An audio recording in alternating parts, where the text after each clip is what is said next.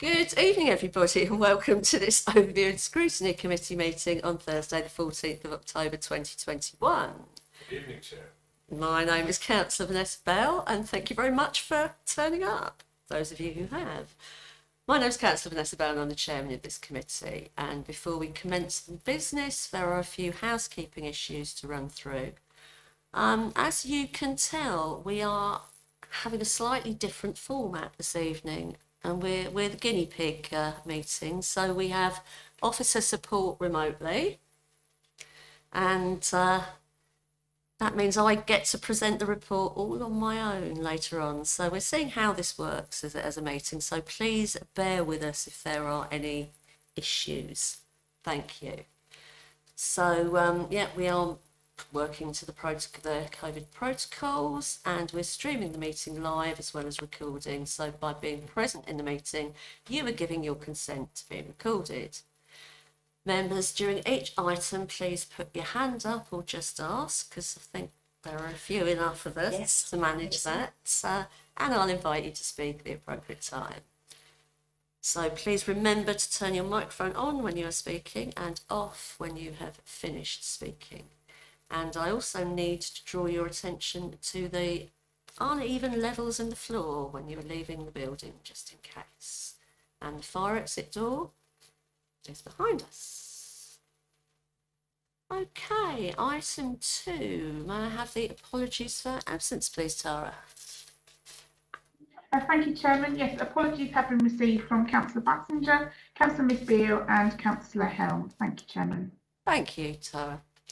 Item 3, minutes. So it's recommended that the minutes of the meeting held on the 12th of August, found on pages 5 to 10, are approved as a true and accurate record. I so moved. Do I have a second of that motion? Yeah.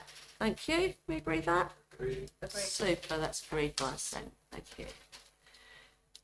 The bit where I get my teeth in a twist. Declarations of interest. To disclose the existence and nature of any disclosable pecuniary interests, other pecuniary interests or non-pecuniary interests relating to items of business on the agenda, having regard to paragraphs 6 to 8 inclusive of the Code of Conduct for members.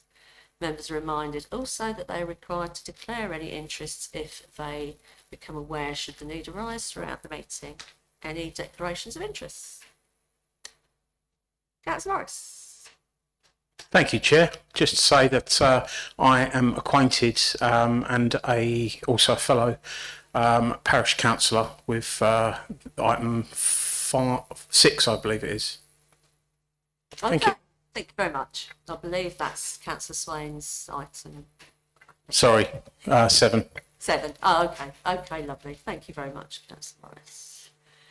So that does bring us to... Oh, I'm being advised that you didn't need to declare as you're not a committee member, but thank you for sharing. I thought I would.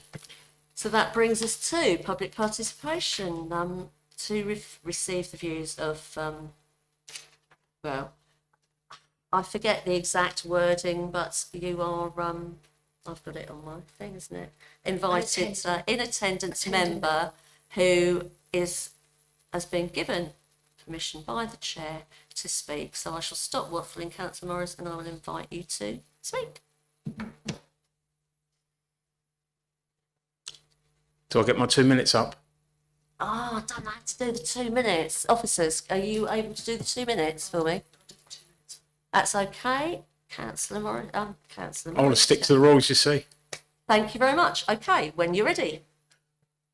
Thank you very much, Chair. I noticed that item 7 is the small wrecked seating area at the promenade that stinks of urine and is inaccessible to people with disabilities.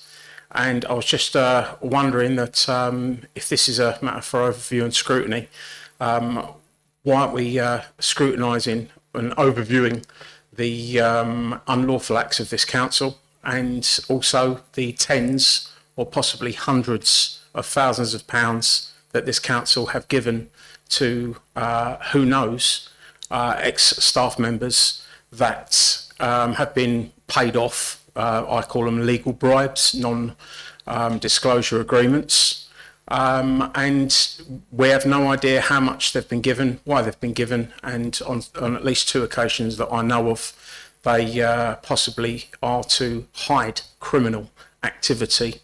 I've no longer got any email, so I can't email anyone about this anymore. So I just, ask the committee if they're prepared to take oral representations about stuff that I'd like to be brought here. Okay, Councillor Morris, we do need to. I'm not interrupting you. You finished, yeah? Well, I was just going to say that. I was going to respond. Yeah, to you. I was just going to say that Prince Andrew needs extraditing as well. Thank you. Thank you. I think you forgot to say that last night, Councillor Morris. So, I think I believe in the interest of democracy, there needs to be a way for you as a member to present items for scrutiny. So we need to find a way for that to happen. Now, whether that is orally or whether that is by snail mail or how that is, I don't as yet know, but I agree that there must be a way for all members to request items are scrutinised by this committee. So, Councillor Morris, I will take your request on board. I will research the way in which that can be done, and I will do what I can to facilitate that in time for the next working group meeting. Is that acceptable? Thank you very much. That is. Thank you. Super. Thank you very much, Councillor Morris. So, moving on to item 6, which is the report on the requested scrutiny items, which you'll find on pages 11 to 14. Now, bear with me, because I have to read this out myself, so I have to find the chairman's chat is popping up on my screen, just where I need to. Okay, so the purpose of this report is to update the committee on working group discussions and recommendations on the 2 scrutiny items which we have. And the recommendations are that the committee receives and considers the recommendation of the working group on the requested scrutiny item, Councillor Lagan, as set out in Appendix A for inclusion in the scrutiny work plan. And little 2, that the committee endorses the conclusions of the working group in relation to the request by Councillor C. Swain that this item is not added to the scrutiny work plan, but dealt with as set in paragraph 3.3 of this report. So the key issues which we're looking at: in accordance with the agreed initial review process for scrutiny items requested by members, the committee's working group met on the 20th of August to consider 2 new requests. The first request by Councillor Lagan regarding the decision-making processes associated with the proposed conversion of a seating shelter in Promenade Park, Malden, was supported by the working group for inclusion in the committee's work plan and is detailed in Appendix A. The questions to be addressed through scrutiny have been drafted by officers to reflect the views of the working group.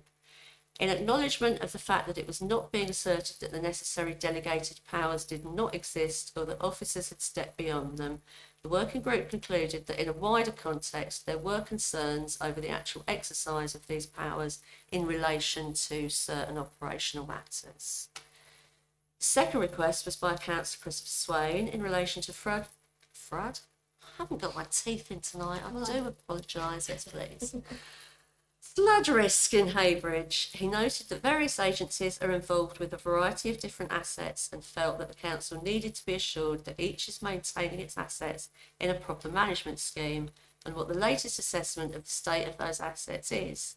Further, he wished to ascertain whether there are any disputed assets or assets with uncertain ownership. This had not been raised with any other committee or with officers, and the working group concluded that as presented, this was essentially an information gathering exercise designed to provide a clearer understanding of the respective responsibilities and also a level of assurance that those responsibilities are being met. So in other words, it was really rather than a scrutiny item, he was seeking information, so we will find a way to provide that information to Councillor Swain. The working group was advised that officers had provided an explanatory note of the council's responsibilities alongside those of its partners, the various liaison and joint working arrangements, and an updated management response to the issues raised in the audit report on flood risk management approved by the Performance, Government and Audit Committee in September 2020.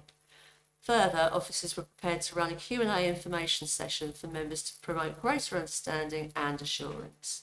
In the absence of the identification of anything specific to be scrutinised, this approach was supported by the working group for endorsement by the committee.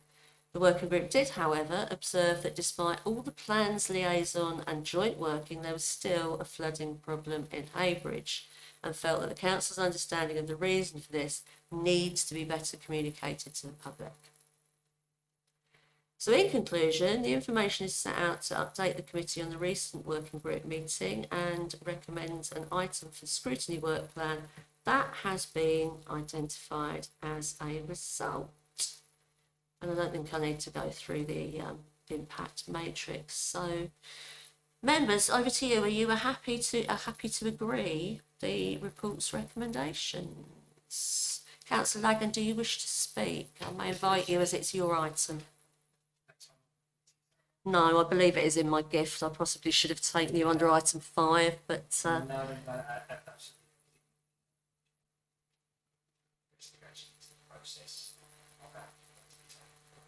thank you very much. So, members, can we agree by assent that the recommendations are accepted? That's super. Thank you very, very much. So then, I believe we are moving on to... Sorry, I should have asked you to second that. It felt a bit unnecessary with the massive number of members we have here at this meeting. I do not have any other items of urgent business, which brings us smartly to closure of the meeting at a lengthy 1941. Thank you very much. You're rather sorry to have brought you out in the cold, but thank you very much, everyone, for. Well, No, we're like, scrutiny meeting. No, I don't.